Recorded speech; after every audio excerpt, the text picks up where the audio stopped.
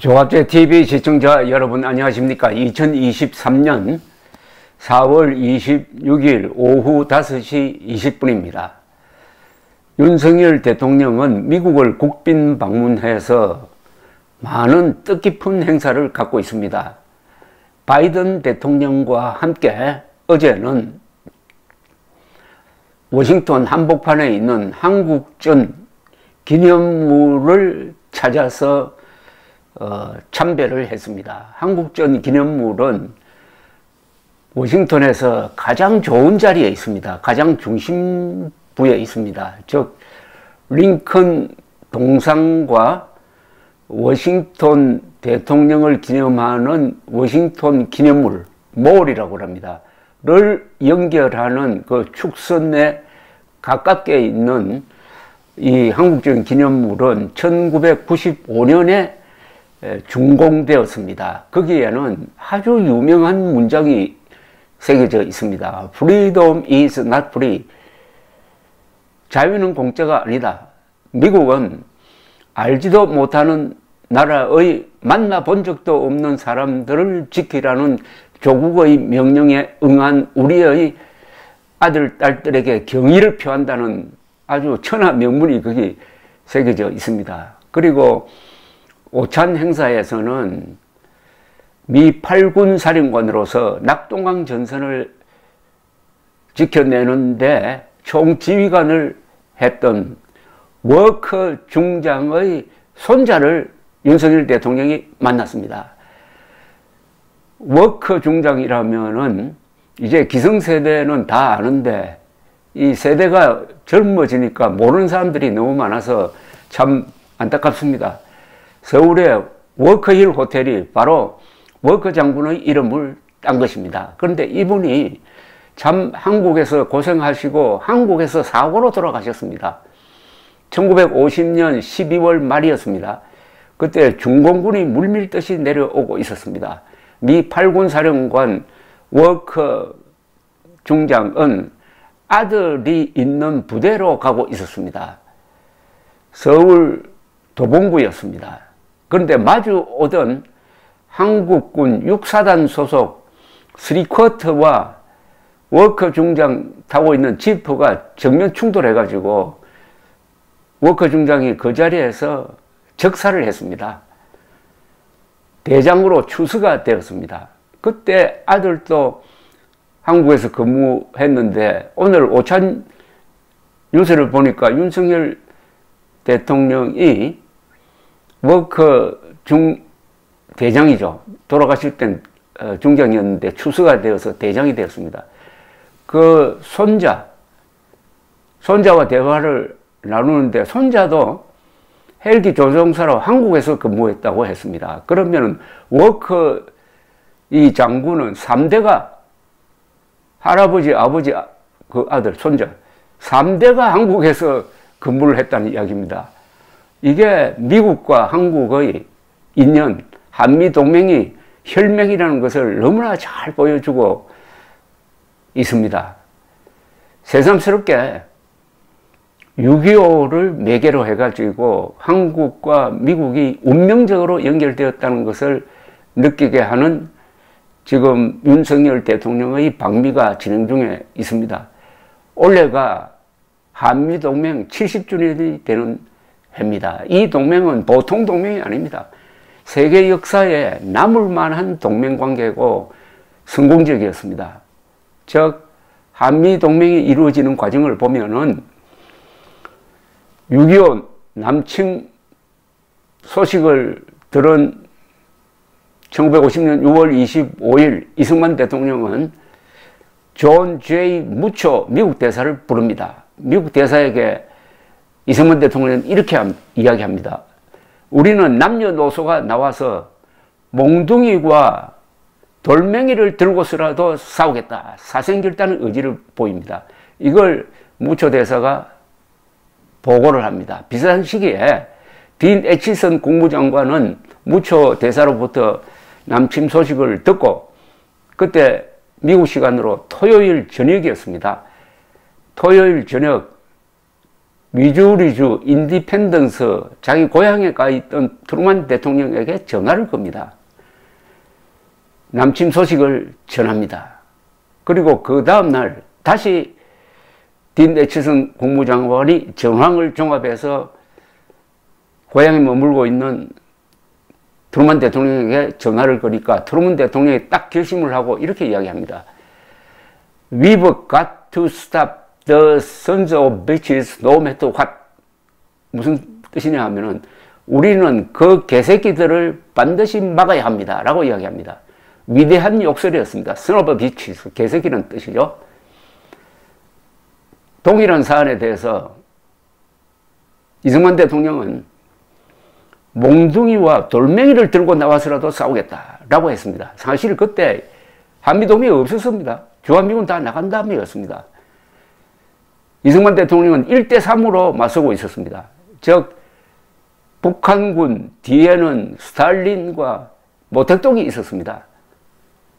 아시아의 세 공산국, 소련, 중공, 북한을 상대로 한미동맹이 없는 대한민국이 1대3으로 맞서고 있었습니다.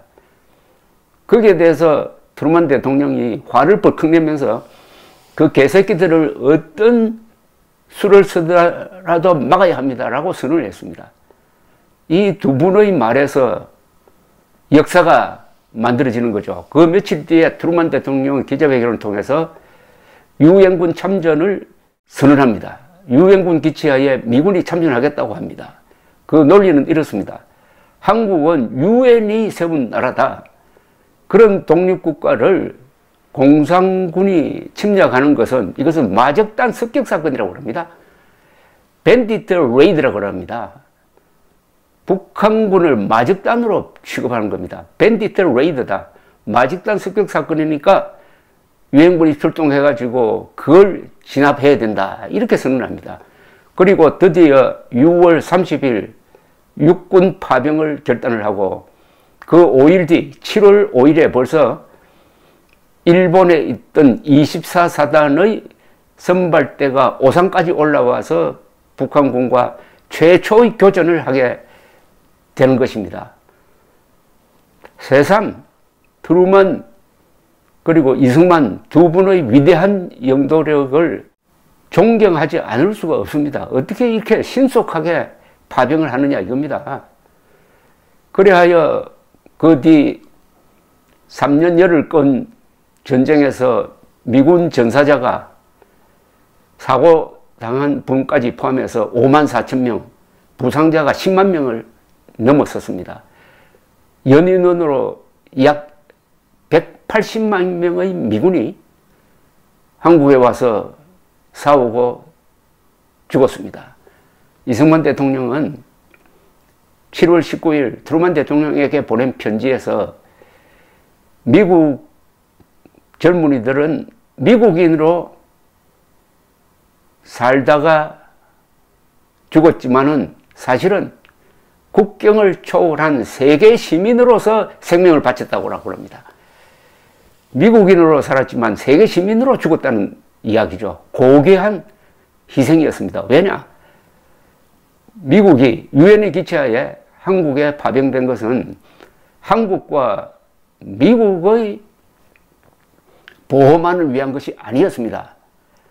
이런 식으로 공산 제국주의자들이 독립국가를 침범한다면은, 이걸 방치한다면은 한국과 미국은 물론이고 전 세계의 이 약소국가는 생존할 수가 없다. 세계의 자유를 위해서, 즉 자유세계 전체를 지키기 위해서 아무런 영토적인 야심도 없고 이해관계도 없고 동맹도 아닌 한국을 구하기 위해서 미군 등 16개국의 군인들이 파병되었다. 그래서 한국이 살아났다. 감동적인, 이 세계 역사상 이렇게 감동적인 스토리가 없습니다. 그렇게 하는 과정에서 대만이 살았습니다. 트루먼 대통령이 남침 소식을 듣자마자 그때까지 포기했던 대만을 살리기로 결심을 합니다. 칠함대를 대만 해협에 보냅니다. 전쟁 과정에서 군수창고 역할을 했던 일본이 경제 부흥을 했습니다. 독일을 재무장시켰습니다. 그리고 나토를 느슨한 군사동맹체제에서 지금과 같은 강력한 서구 동맹체제로 발전하게 됩니다. 트루만 대통령은 작심하고 군사비를 4배로 늘려서 본격적인 소련에 대한 봉쇄 정책을 핍니다. 그걸 한 40년 동안 하니까 경제가 어렵게 되었습니다. 소련과 동구 공산권이. 그러다가 국내에서 불만이 터져 나오고 폴란드에서부터 자유노조들이 활동을 하면서 드디어 1989년, 90년, 91년 요 3년 사이에 소련도 무너지고 동구 공산권이 차례로 무너졌습니다. 핵무기 가지고 있었지만 쏘지도 못했어요. 이 89년, 90년, 91년 동구 공산권 소련이 공산체제가 무너지는데 또 큰 역할을 한 게 88년의 서울올림픽이었습니다. 서울올림픽에 동구 공산권 소련팀이 많이 참가하고 그것을 중계방송하는 과정에서 소련 그리고 동구 공산권 사람들은 저렇게 발전한 한국, 우리는 뭐냐 이렇게 된 문제의식을 갖게 된 것입니다. 불소식의 역할을 했습니다.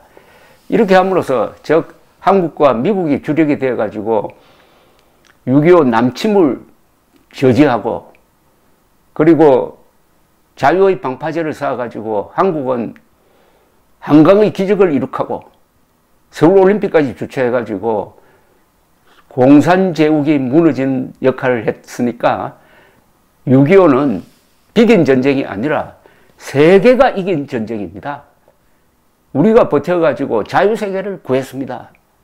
이런 감동적 드라마가 어디 있겠습니까? 그러나 문재인은 2017년 취임한 직후에 유엔 총회장에 가서 한다는 이야기가 유엔 군 덕분에 살았다고 감사의 표시를 하기는커녕 김일성의 남침을 남침이라고 부르지 않고 내전이고 국제전이었다고 했습니다. 그 말은 우리 민족끼리 싸우는 내전인데 미군과 유엔군이 괜히 개입해가지고 국제전으로 확대시켰다는 이 공산주의자들 좌익의 역사관을 그대로 읊었습니다. 그 문재인이 오늘 무슨 양산에서 서점을 열었다고 합니다. 그 서점에서 무슨 책을 팔지 참 궁금하고 가관의 일입니다. 바로 대한민국의 적이 누군지 여러분 이제 아시겠습니까? 민주당 세력, 문재인 세력, 이재명 세력은 대한민국의 적입니다. 북한이 핵무장을 해가지고 핵무장하지 않는 한국을 위협하는데 살아남기 위해서 한미일 군사훈련한다고 악담을 쏟아내는 자 누구 편입니까? 김정은 편입니까? 대한민국 편입니까? 지난 70년의 위대한 역사 전후 70년 대한민국의 발전사는 The greatest story ever told. 위대한 역사입니다. 인류 역사상 가장 위대한 세대입니다. 위대한 역사는 위대한 세대가 만든 거죠. The greatest story ever told. 가장 위대한 이야기를 만든 The greatest generation. 가장 위대한 세대가 한국과 미국에서 점점 이제 사라지고 있습니다.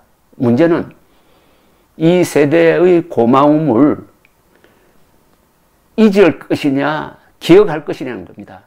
잊으면은 역사전쟁에서 집니다. 역사전쟁에서 지면은 체제를 보존할 수가 없습니다. 자유민주주의냐 사회주의 독재냐의 대결에서는 이겼습니다. 그러나 김일성 세력과 대한민국 세력 사이에서 누가 민족사적 정통성을 갖고 있느냐 하는 이 싸움에서는 오히려 대한민국이 밀리고 있습니다. 광화문에 이승만 동상을 세우지 못하고 상암동의 박정희 기념관에 박정희 동상을 세우지 못하고 있는 게 역사전쟁에서 지고 있다는 겁니다. 역사전쟁에서 지면은 체제전쟁에서 이겨놓은 것도 아무 효과가 없습니다. 윤석열 대통령의 감격적인 미국 방문, 그보다 더 감격적인 한미동맹 70년을 생각하면서 다시 한번 우리는 1950년 6월 25일 정신으로 돌아가야 합니다. 남녀노소가 돌멩이와 몽둥이를 들고라도 싸우겠다.